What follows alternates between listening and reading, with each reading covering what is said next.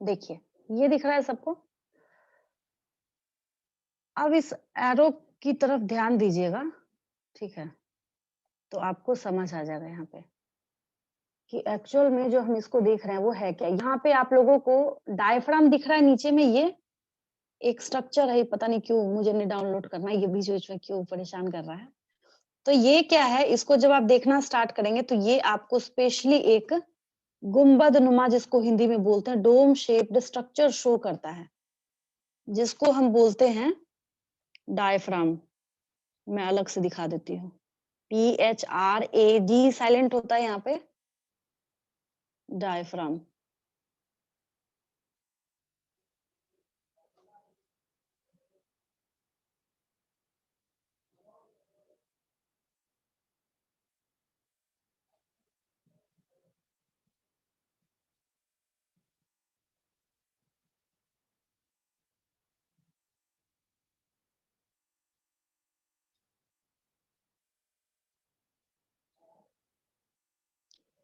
ये देखिए यहाँ पे इसके नीचे ऐसे, कैसे है ये? अच्छा, अब मेरे क्वेश्चन का आप आंसर दीजिए, आपको समझ आ जाएगा कि मेरा मोटिव क्या है। इन फोटो आप अपने स्क्रीन पे ज़ूम कर लीजिए बहुत साफ, ये फोटो डायरेक्शन सब दिखेगा। आप फ़ोन, लैपटॉप जिस भी चीज़ से पढ़ रहे हैं, लैपटॉप से पढ़ रहे हैं तो क्लियर दिख रहा होगा, फ़ोन के स्क्रीन पे ज़ूम कर लीजिए, वहाँ पे बहुत साफ दिखेगा। देखिए, ये क्या है? डायफ्राम है। क्या है ये? डायफ्राम है, ठीक है। फिज़िक्स में जब आप कनकेव और कॉन्वेक्स पढ़ते हैं, तो ऐसे वाले सतह को हम लोग क्या बोलते हैं? कॉनकेव बोलते हैं या कॉन्वेक्स बोलते हैं? आंसर दीजिए, उधर से बोलिए। ये नीचे वाला जो पोर्शन मैं ये शो कर रही हूँ, इसको क्या बोलते हैं हम लोग? कॉन्वेक्स बोलते हैं या कनकेव बोलते हैं?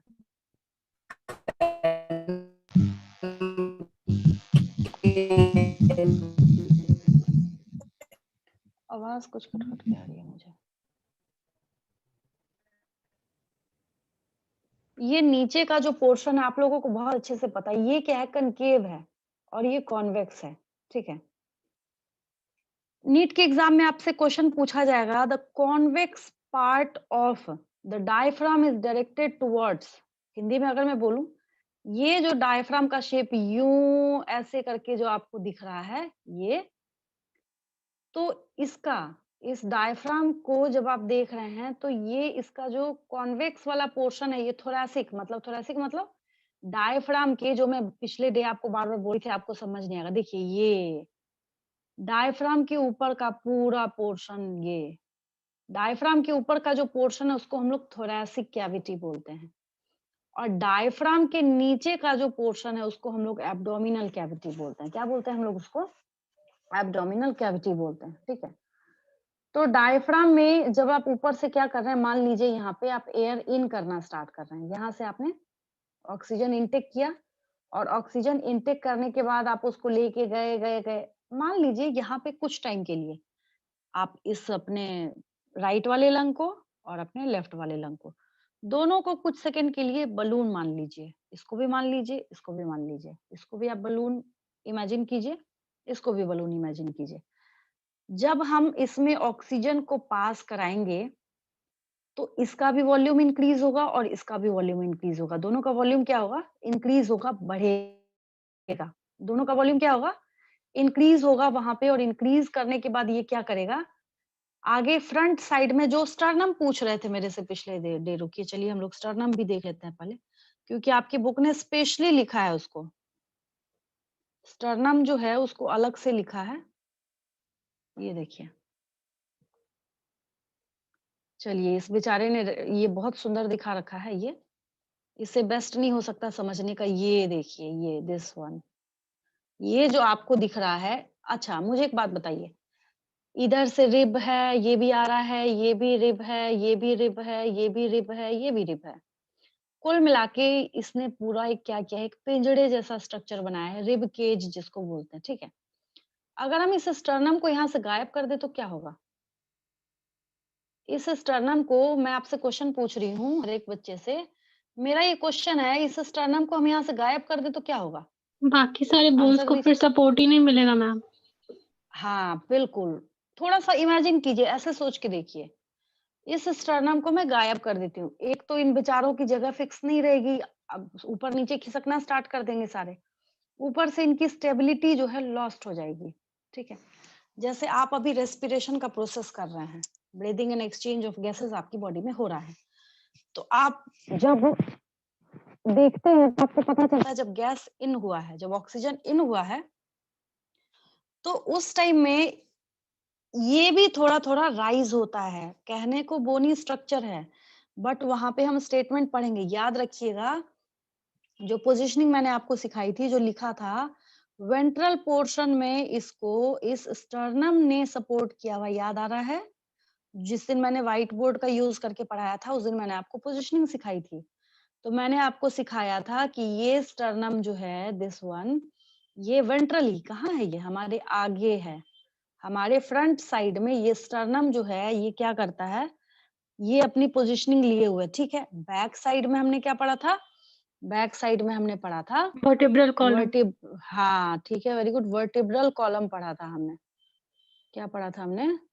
वर्टिब्रल कॉलम पढ़ा था हमने। चलिए, वर्टिब्रल कॉलम देखते हैं, ये देखिए। तो वर्टिब्रल कॉलम जो है, ये तो देख रखा है आप लोगों ने। तो ये कहाँ है? बैकवर्ड। अब मान लीजिए इस बंदे को देखते हैं, हम इस पर्सन को देखते हैं। अब मैं आपसे क्वेश्चन पूछूं, मान लीजिए इसका हेड गायब कर दिया जाए यहाँ से, ठीक है? मैं आपसे क्वेश्चन पूछ रही हूँ, मुझे ये बताइए कि इसका जो ये वर्टिब्रल कॉलम आपको दिख रहा है, तो इसका कौन-सा साइड है ये? इसको, इस पर्सन को हमने कैसे खड़ा कर रखा है? इसके बैक साइड से या इसके फ्रंट साइड से? बैक तो साइड आप से। यहाँ पे आंसर, हाँ, तो आप लोग यहाँ पे आंसर देंगे कि हमने इसको बैक साइड से क्या करा है, यहाँ पे इसको ओपन करके रखा हुआ है। ऐसे समझिए सिंपली, ठीक है? और एक आधा स्टूडेंट आज कम नज़र आ रहे हैं मुझे। स्ट्रेंथ कम है आज। आयशा, अमन, अनुप्रिया, अरुणिमा, जागृति। जागृति समझ आ रहा है आपको?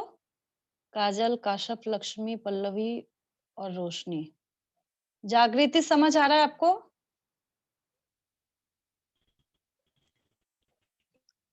चलिए, तो ये यस। हाँ, ये वर्टिब्रल कॉलम की क्या है आपकी पोजीशनिंग है। एक मुझे जो चीज़ सिखानी है वो इंटरकोस्टल मसल्स, इंटरकोस्टल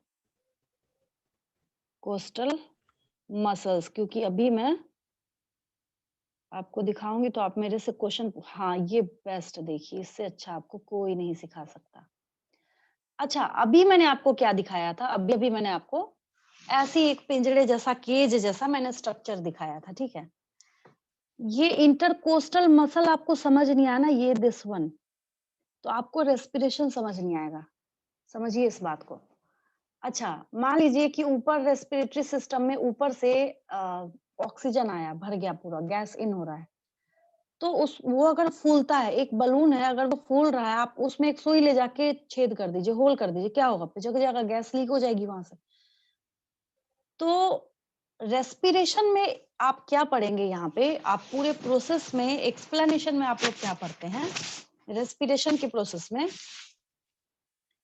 कि ये इंटरकोस्टल मसल्स जो है, अच्छा, आपको यहाँ पे इंटरकोस्टल मसल दिख रहा है। अब आप सोचिएगा कि हम नोट लिखें या मैडम हमें, मुझे बाकी टीचर्स का नहीं पता, लेकिन मेरी तरफ से इस बात की श्योरिटी रखिए, अगर आप समझते हैं, अगर सॉफ्ट कॉपी आपके दिमाग में है, तो लिखना कुछ नहीं है। तो intercostal muscles are present between ribs. देखिए, दिख रहा है हर बच्चे को, ये देखिए, ये क्या है? Intercostal muscle. ये क्या है? Intercostal muscle. ये क्या है? इंटर इतने प्रोटेक्शन के अंदर आपका लंग बैठा हुआ है। क्या है ये? इंटरकोस्टल मसल्स हैं। तो आप एक लाइन और स्टेटमेंट पढ़ेंगे, मैं आपको अभी शो कर दूंगी, कि these intercostal muscles play very important role किस चीज में? In lungs maintenance protect. Of, हाँ, in maintenance of pressure gradient, नई चीज आ रही है, in maintenance of pressure gradient. Pressure gradient मतलब आप ऊपर से हवा भर के, पता चला कि आपने इसमें क्या किया, वो अंदर बहुत ज्यादा प्रेशर बढ़ा दिया। तो जब, एक और चीज़ यहाँ पे आएगा, मैं ऐसा एक डायग्राम ढूँढती हूँ, एक फ़ोटो ऐसी ढूँढती हूँ जहाँ से मुझे ये समझाने में मदद मिले। मैम आप वो रिपीट ओके, कर सकती हैं word in maintenance of. Maintenance of pressure gradient. Okay ma'am, thank you ma'am. हाँ, हाँ, अभी है, नोट्स है लिखा हुआ, मैं वो पेज जो शो नहीं कर रही थी, मैं सेंड कर दूँगी आप लोगों को, देखिए। मैं ऐसा ढूंढ रही हूँ ना जिसमें बंदे की नाक भी बनी हुई हो ताकि मुझे समझाने में आसानी हो। मैं वैसी फोटो ढूंढ रही हूँ। चलिए इस बंदे को निकालते हैं, चलिए ठीक है। यहाँ तो है ही नहीं, ओपन करने के बाद अच्छा ये रहा। हाँ, ये पर्सन दिख रहा है आपको, ठीक है। कहानी समझिएगा, जहां समझ नहीं आए मुझे बीच में टोक दीजिएगा क्योंकि फिजियोलॉजी है, मैं बार बार बोल रही हूँ। अभी ऐसा नहीं कि आपने बीच में पूछा तो मैं डांट लगा दूंगी, जैसे मैं इरिटेट हो जाती हूँ, बट अभी पूछ सकते हैं आप क्योंकि फिजियोलॉजी है। नहीं पूछेंगे समझ नहीं आएगा। चलिए एक केस इमेजिन करते हैं। इसके इस वाले लंग को भी हम लोग बलून मान लेते हैं। लंग अंदर है, दिख नहीं रहा है, लंग है अंदर, सोच लीजिए, ठीक है। इसके इस लंग को भी हम लोग, क्योंकि बेचारा मैंने इंटरकोस्टल मसल ओपन किया तो बेचारा वही समझा रहा है, ठीक है। इसके इस लंग में भी एयर इन करेगा, कहाँ से इन करेगा? ये देखिए, इसके नेज़ल पैसेज के थ्रू गैस अंदर गया, गया, गया, गया, गया, गया, गया, ट्रैकिया में जाएगा, बना हुआ नहीं है, पता है आपको। ट्रैकिया में जाएगा, फिर कहाँ जाएगा? ब्रोंकस में जाएगा, ब्रोंकियोल में जाएगा, एल्वियोलाई में जाएगा, जो है कुल मिला के लंग में गया, ठीक है। इसका भी वॉल्यूम बढ़ गया। आप अभी सांस ले रहे हैं, अपने सीने पे हाथ रख के देखिए। आप जो रेस्पिरेशन का प्रोसेस कर रहे हैं, तो वो पता चलता है ना आपको कि गैस इन आउट हो रहा है। पता चल रहा है, नहीं चल रहा है? चल रहा है। किसकी वजह से पता चल रहा है? क्या आपके रेस्पिरेशन के प्रोसेस में इस स्टर्नम का राइज नहीं होता? होता है। आप बोलेंगे हाँ कि हाँ होता है, स्टर्नम का राइज बिल्कुल होता है। ठीक है। ये भी राइज होता है। क्या अगर हम इस इन रिब्स के बीच में से, अब दूसरा क्वेश्चन सुनिए। अगर हम इन रिब्स के बीच में आपको क्वेश्चन दे दिया जाए कि what will happen if intercostal muscles will be removed from your rib cage. अगर आपके रिब केज से इंटरकोस्टल मसल गायब कर दी, क्या होगा फिर? रेस्पिरेशन का प्रोसेस ही नहीं होगा। आप बोलेंगे इसका क्या कनेक्शन है रेस्पिरेशन से? तो इसको समझिए। मुझे जो यहाँ पे आपको एक बात समझानी है वो प्रेशर ग्रेडियंट समझाना है, जिसकी वजह से मैंने फोटो निकाली। जो मैं बोल रही थी कि मुझे ऐसे पर्सन की फोटो चाहिए जिसमें उसका नोज भी बनाओ। ठीक है, देखिए ऑक्सीजन इन किया। अब आप मुझे क्वेश्चन का आंसर फटाफट उधर से बताइए। ऑक्सीजन हमने इन करके दोनों लंग में रखा हुआ है, इसका वॉल्यूम बढ़ेगा या घटेगा? मुझे बढ़ेगा। बढ़ेगा। अच्छा, इसमें किसी बच्चे को कोई डाउट तो नहीं है कि घटेगा? No ma'am. ठीक है। अब आप मेरा स्टेटमेंट सुनिए। अब यहाँ पे आप मेरा स्टेटमेंट सुनिए अच्छे से। मेरा स्टेटमेंट यहाँ पे ये है कि ये मान लीजिए डार्क ब्लू कलर का एटमॉस्फेयर में यहाँ पे ऑक्सीजन घूम रहा है, ठीक है। तो जब एटमॉस्फेयर का प्रेशर ग्रेडियंट ज्यादा होता है, पहले जब गैस इन नहीं किया है उसके पहले की बात मैं बता रही हूँ। जब ये फिजिक्स में भी पढ़ा है आपने, जब बाहर का प्रेशर ग्रेडियंट ज्यादा होता है और अंदर का प्रेशर ग्रेडियंट कम होगा तो गैस बाहर से अंदर की तरफ जाएगी। कोई दिक्कत किसी को? फिर से रिपीट करती हूँ, सुनिए। मैंने बोला जब बाहर एटमॉस्फेरिक ऑक्सीजन का प्रेशर ग्रेडियंट यहाँ पे आगे, क्योंकि पढ़ाया जाएगा आपको यहाँ पे पार्शियल प्रेशर करके, जिस वजह से मैंने आज चुना ही है कि मुझे एक्सप्लेन इतना बढ़िया से कर देना है कि मुझे आगे दिक्कत नहीं हो पाई। ठीक है, फिर से सुनिए। जब ऑक्सीजन यहाँ घूम रहा है बाहर, ठीक है, और इसका जो क्या है, क्या बढ़ गया यहाँ पे? जब ऑक्सीजन यहाँ पे मूव कर रहा है तो यहाँ पे जब प्रेशर ग्रेडियंट मतलब क्या होता है? आप फिजिक्स में पढ़ते हैं प्रेशर ग्रेडियंट, केमिस्ट्री में पढ़ते हैं कंसंट्रेशन ग्रेडियंट। क्या है ये? क्या हम पढ़ रहे हैं? आप लोग हमेशा ग्रेडियंट ग्रेडियंट ग्रेडियंट पढ़ रहे हैं। ग्रेडियंट का मतलब कुछ नहीं होता, डिफरेंस होता है। ग्रेडियंट मतलब जैसे आप पढ़ते हैं कि भाई इलेक्ट्रॉन ग्रेडियंट चाहिए फॉर किस चीज के लिए? इलेक्ट्रिक करंट के पास होने के लिए, ठीक है। तो अगर मान लीजिए बाहर का प्रेशर ऑक्सीजन का और अंदर का प्रेशर ऑक्सीजन का बराबर हो गया ना जिस दिन, उस दिन ये रेस्पिरेशन का अंदर बाहर होना मतलब ऑक्सीजन का अंदर जाना बंद हो जाएगा। ये तो मैं बोल नहीं सकती ऑक्सीजन का बाहर जाना, क्योंकि प्लांट्स तो आप है नहीं कि आप ऑक्सीजन यहाँ से आउट कीजिएगा। जब भी इन होगा तो क्या होगा? ऑक्सीजन होगा, ठीक है। तो एक स्टेटमेंट मैंने लिखा हुआ वो आप देखेंगे आपको समझ आ जाएगा, ठीक है। क्योंकि मुझे बारी बारी से शेयर करना पड़ रहा है तो मैं लास्ट में आपको शो करती हूँ, कोई दिक्कत नहीं, पहले समझ लीजिए, ठीक है। मैंने बोला जब बाहर इन्वायरमेंट में यहाँ पे, ठीक है, ऑक्सीजन ज्यादा है। ऑक्सीजन क्या है? ऑक्सीजन, या मतलब सीधा मानिए कि एटमॉस्फेरिक एयर का प्रेशर, अभी ऑक्सीजन कार्बन डाइऑक्साइड हटाइए और आसान करती हूँ। तो जब यहाँ पे क्या है, किसका ज्यादा है प्रेशर? तो एटमॉस्फेरिक एयर का प्रेशर ज्यादा है। और अंदर में क्या है, अभी बेचारे ने तुरंत कार्बन डाइऑक्साइड रिलीज किया था तो खाली होके बैठा हुआ है, ठीक है। तो बाहर जब एटमॉस्फेरिक यहाँ पे क्या हुआ, प्रेशर ग्रेडियंट ज्यादा होगा तो ये अंदर की तरफ भागेगा। समझ आ रहा है? ये फिजिक्स में भी पढ़ा है आपने, मैं कुछ नया नहीं बता रही आपको। याद कीजिए। अब बलून है, बलून को आपने पूरा मतलब भर रखा है, उसके माउथ तक आपने उसमें गैस भर रखी है, ठीक है। अब मैं बोलूं कि अगर मैं उसका मुंह खोल दूं तो गैस बाहर से अंदर जाएगा या अंदर से बाहर जाएगा? अब बताइए आंसर क्या होगा? अंदर से बाहर अंदर जाएगा। से बाहर जाएगा। ये तो हर बच्चे को पता है, ये तो आपने बहुत इजीली तो ठीक वही तो मैं यहाँ पे बोल रही हूँ। क्यों? क्योंकि जब आप गैस को भरेंगे, जब आप बाहर से एटमॉस्फेरिक एयर खींच के जब आप अंदर का वॉल्यूम बढ़ा लीजिएगा ना, उस बलून की तरह जब आपने अंदर पूरा भर के रखा हुआ है, तो यहाँ का जब प्रेशर ज्यादा होगा और बाहर का कम होगा तो एक्सपीरेशन होगा, और बाहर का प्रेशर ज्यादा होगा अंदर का कम होगा तो इंस्पिरेशन होगा। मुझे ये समझाना था आपको। किसी बच्चे को डाउट हो फिर से बोलिए, मैं फिर से समझा देती हूँ, ठीक है। किसी को डाउट हो फिर से पूछिए, मैं फिर से आपको समझा देती हूँ। ऐसे मैं देखती हूँ, हो सकता है इंस्पिरेशन मैंने तो इसको दिखा के समझाया है आपको, हो सकता है इंस्पिरेशन एक्सपिरेशन को लेके कोई और डायग्राम हो तो।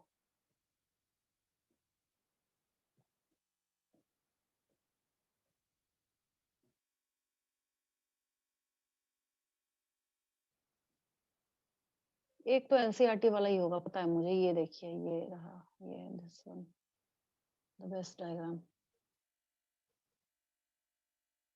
एनसीईआरटी किताब का है। जब भी कभी कुछ हो मार्किंग स्कीम में आपके एनसीईआरटी की किताब के डायग्राम्स प्रिंटेड होते हैं, वो बनाना चाहिए, ठीक है। जब भी हो, मतलब अगर दिया है तो, नहीं दिया है तो जो आपको टीचर बताए उसको बनाइए। दिया है तो 2000% कंफर्म्ड एनसीईआरटी डायग्राम बनना चाहिए, ठीक है। चलिए, किताब भी है आपके सामने, डायग्राम भी है, सब कुछ है, कोई दिक्कत नहीं है। दोनों को सामने ओपन कर लीजिए जूम करके। चलिए कहानी स्टार्ट करते हैं। देखिए, अच्छा पहले मेरे क्वेश्चन का आंसर दीजिए। ये डायग्राम ए है, ये डायग्राम बी है, ठीक है। आपको ए का वॉल्यूम ज्यादा लग रहा है या बी का? फटाफट बोलिए उधर से। एक ज्यादा लग रहा है एक ए का। चलिए ठीक है, ए का ज्यादा लग रहा है, अच्छी बात है। अच्छा दूसरा क्वेश्चन, ये डायफ्राम बेचारा नीचे बना हुआ है यहाँ पे, ठीक है, अंदर की तरफ बनाया है इसको। डायफ्राम जो है वो यहाँ ज्यादा फ्लैटेंड है या बी में ज्यादा फ्लैटेंड है? आंसर दीजिए। ए में ज्यादा फ्लैटेंड है। ए मैम। हाँ ज्यादा फ्रंट ठीक है, वेरी गुड। चलिए अगला क्वेश्चन, वॉल्यूम आपको इसमें, इस बलून में बलून मान लेते हैं समझने के लिए, वॉल्यूम आपको इस बलून में ज्यादा दिख रहा है या इसमें दिख रहा है? बी में, किस ए में में दिख रहा है? फर्स्ट वाले में। ए में ठीक है, वेरी ज्यादा। Good.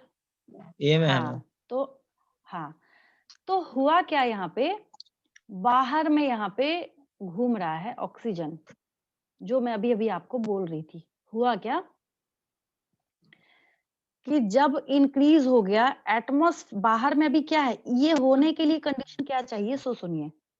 It's the process of inspiration and it is expiration. Air expelled from lungs, expel मतलब धक्के मार के बाहर कर देना किसी चीज को, ठीक है। और एंटरिंग तो आपको पता ही है, आप यहाँ पे सेवा सत्कार करके उसको अंदर बुला रहे हैं, यहाँ धक्के मार के बाहर कर रहे हैं, ठीक है। तो बाहर जब ये एटमॉस्फेरिक जो एयर है, ठीक है, तो यहाँ पे जब प्रेशर ज्यादा होता है तब ये एयर जो है अंदर की तरफ गया। कोई दिक्कत किसी को? यही मैं बोल रही थी तब से। और जिसकी वजह से मैंने फोटो दिखा रखी है तो मेरे ख्याल से किसी बच्चे को डाउट नहीं हो, जिसकी वजह से देखिए क्या लिख रहा है, ये कह रहा है रिब्स एंड स्टर्नम रेज्ड। क्या लिखा है इसने? रिब्स एंड स्टर्नम रेज्ड, ठीक है। मैं लिखना भी सिखा देती हूँ आपको। बेचारा ये रिब केज ऐसे साइड से कटा हुआ बना रहा है, पता है आपने देख रखा है रिब केज, ठीक है। डायफ्राम ऊपर से पूरा ये गैस इन हुआ और इसने यहाँ यहाँ ये इसने प्रेशर डाला इसके ऊपर, डायफ्राम के ऊपर, ठीक है। क्या हुआ, डायफ्राम को आप ऊपर से धक्के मार रहे हैं, यहाँ पे प्रेशर दे रहे हैं इसके ऊपर। ये बेचारा जो ऐसा था ना, डोम शेप्ड, मतलब प्रॉपर एक आर्क इसने बना रखा है, मतलब एक ऐसे यहाँ पे कर्व बना रखा है, ठीक है। तो इसको आपने क्या किया, ऐसे पुश करके नीचे कर दिया तो डायफ्राम फ्लैटेंड हो गया। अब समझिए नोट्स कैसे लिखना है।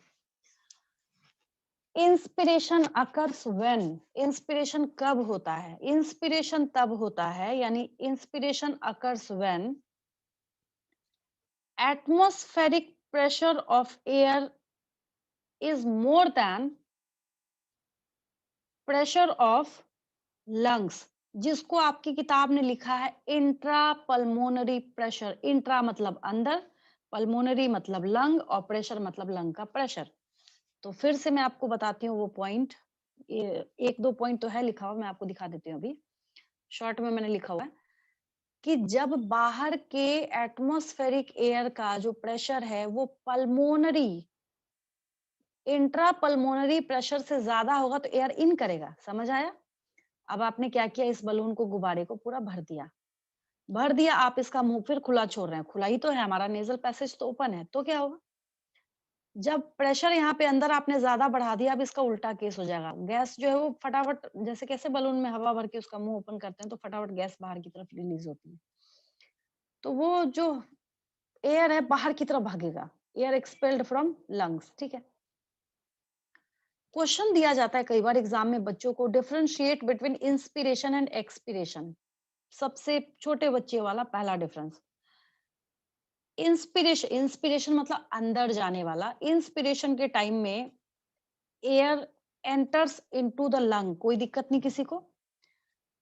एक्सपिरेशन के प्रोसेस में air expelled out from the lungs, कोई दिक्कत नहीं किसी को, क्योंकि इंस्पिरेशन के टाइम में आपने क्या किया है, यहाँ पे गैस बढ़ी है। Second point, during inspiration the volume of lung is increased, यहाँ पे ये बढ़ गया है।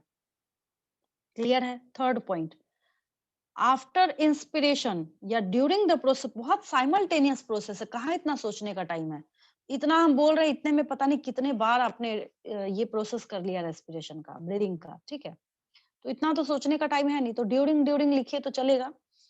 तो during the process of inspiration the shape of diaphragm is flattened, कोई दिक्कत नहीं किसी को, जो आपने सीखा है मैं वही बोल रही हूँ, मैं कुछ नया नहीं बोल रही हूँ।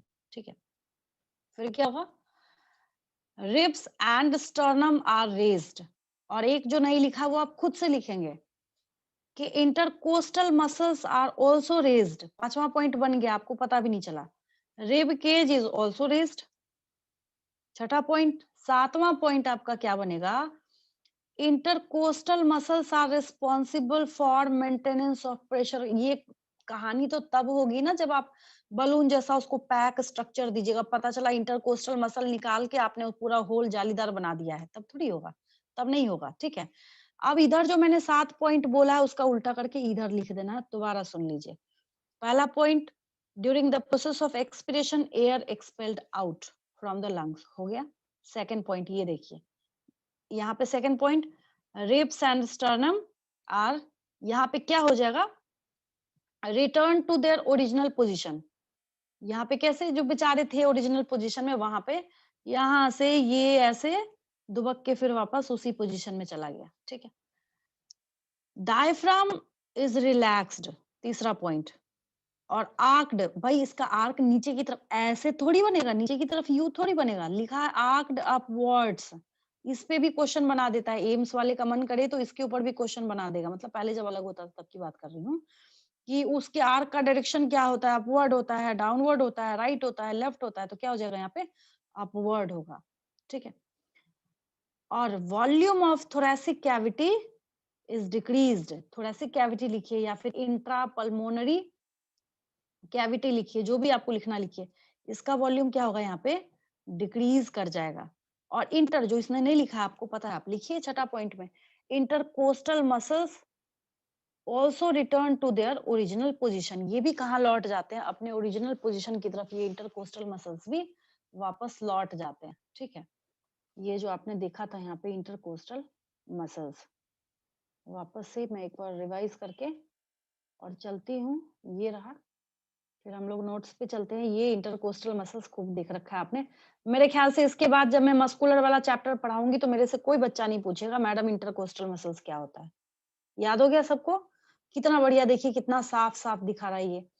यहाँ पे बाहर की तरफ है तो एक्सटर्नल इंटरकोस्टल मसल्स, स्टर्नम बेचारा देखिए बीच वाले को साफ साफ क्रिस्टल क्लियर फॉर्म में लिख रहा है। ठीक है, अब अगर मान लीजिए ये एक रिब है ऊपर वाला, ये देखिए ऊपर वाला है और ये क्या है नीचे वाला है, ठीक है? तो एक तो इधर बाहर की साइड से जो मसल मतलब मसल का पीस जो मसल्स होते हैं ना भरे हुए उसको बंद करने के लिए, पैक करने के लिए। तो बाहर के साइड से जो भरा है वो एक्सटर्नल इंटरकोस्टल मसल हो जाएगा। अंदर की तरफ मतलब अंदर की तरफ का क्या मतलब टुवर्ड्स लंग्स, समझ आया? अंदर की तरफ मतलब अंदर लंग बैठा हुआ है उसकी बात कर रहे हैं हम, ठीक है? कल मेरे से एक बच्चा पूछ रहा था, 12th का बच्चा था, इडियट्स हैं ये, मतलब 11th में नहीं पढ़ते तो इनके ऐसे-ऐसे डाउट आते हैं। आपके चैप्टर के एंड में है बट यहाँ पे मेरे पास डायग्राम है तो मैं आपको बता देती हूँ। पूछ रहा था मैडम अस्थमा क्या होता है? देखिए, आपकी किताब में है पीछे में। इससे थोड़ा-सा गैसेस एक्सचेंज क में एल्वियोलाई का जो रोल है सो भी समझ आ जाएगा।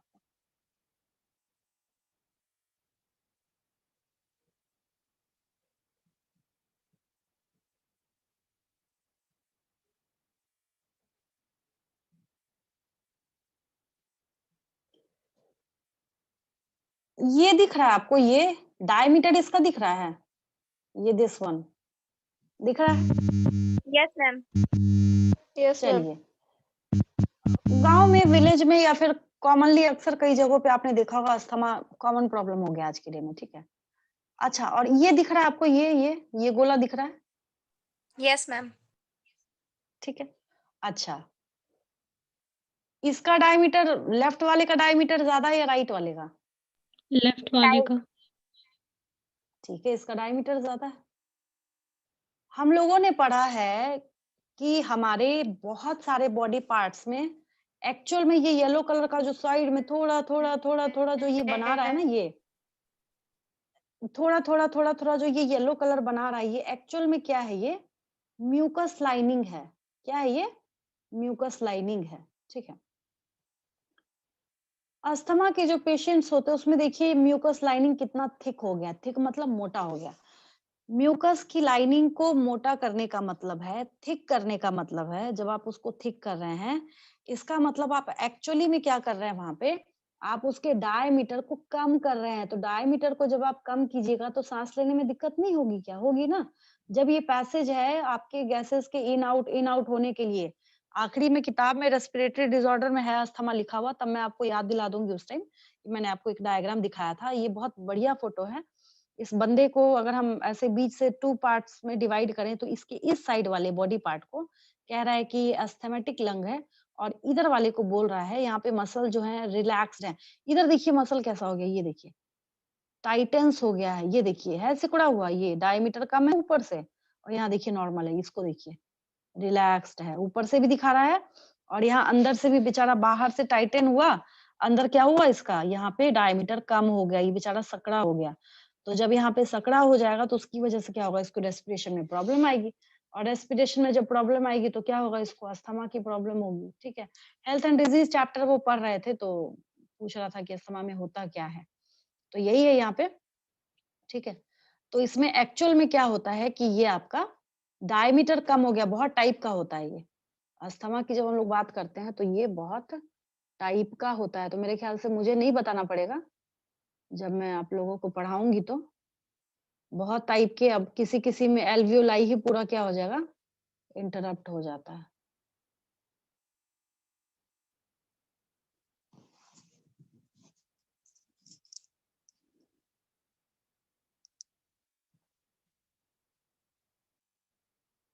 यहाँ दिखा रहा है, यहाँ पे इस पोर्शन पे ये दिखा रहा है कि थिक म्यूकस की लाइनिंग क्या हुई है यहाँ पे, ऐसे जमा हुई है, ठीक है।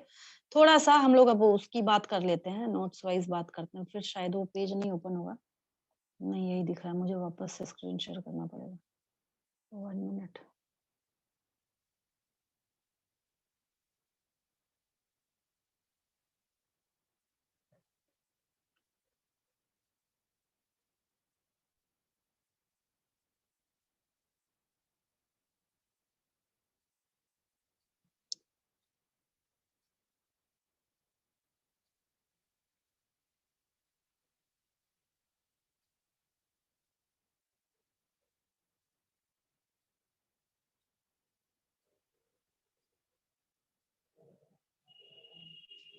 ये देखिए पैसेज जो था, पाथवे जो था आपका पूरा कंप्लीट, वो वही था जो मैंने यहाँ पे लिख रखा है, जो फोटो दिखा के अभी भी मैंने आपको समझाया है। पहले एक्सटर्नल नॉस्ट्रिल के थ्रू कहाँ जाएगा? नेज़ल पैसेज में जाएगा। नेज़ल पैसेज के बाद फिर कहाँ जाएगा? नेज़ल चैम्बर में जाएगा, मतलब जस्ट पैसेज के बाद जो एक चैम्बर ठीक फेरिंग्स के ऊपर। फेरिंग्स के बाद फिर मोस्टली बच्चे क्या करते हैं, पहले लैरिंग्स लिख देते हैं, फिर फेरिंग्स लिख देते हैं, ठीक है? तो यहाँ पे आप याद रखिएगा, पहले फेरिंग्स आएगा, फिर लैरिंग्स आएगा, देन ट्रैकिया है, फिर ब्रोंकाई है। अब आपकी मर्जी, इसके आगे आप एरो डाल के अपने से आप वहां पे लिख सकते हैं प्राइमरी ब्रोंकाई या bronchus, secondary bronchi, tertiary bronchi, और लास्ट में एल्वियोलाई के पहले एक बार ब्रोंकियोल लिख दीजिएगा, कोई दिक्कत नहीं है। तो उसके बाद यहाँ पे क्या ओपन हो जाता है? एल्वियोलाई फिर ओपन हो जाता है, ठीक है?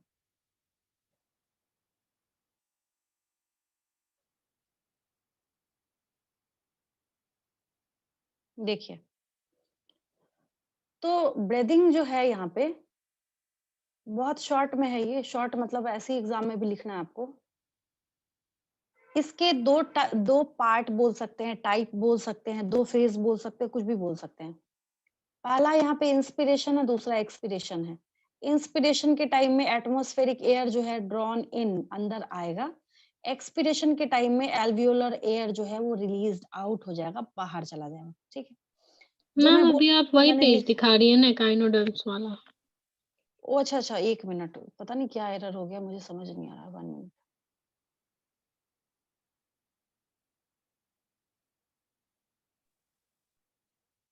ये पेज है, देखिए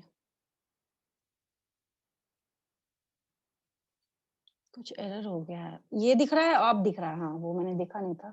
यस मैम। चलिए हाँ, तो सिंपल है, एग्जाम में भी आपको ऐसे ही बहुत शॉर्ट, कम लिखना है, अच्छा लिखना है, ठीक है?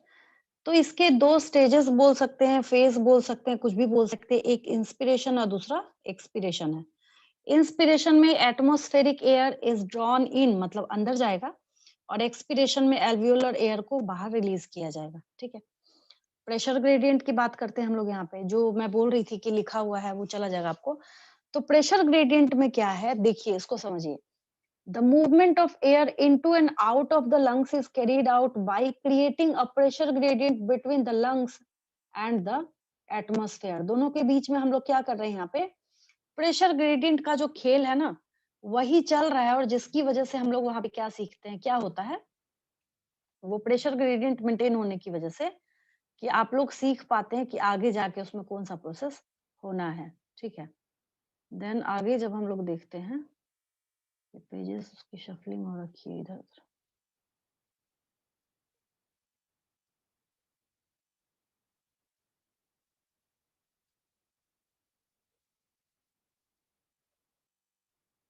देखिए,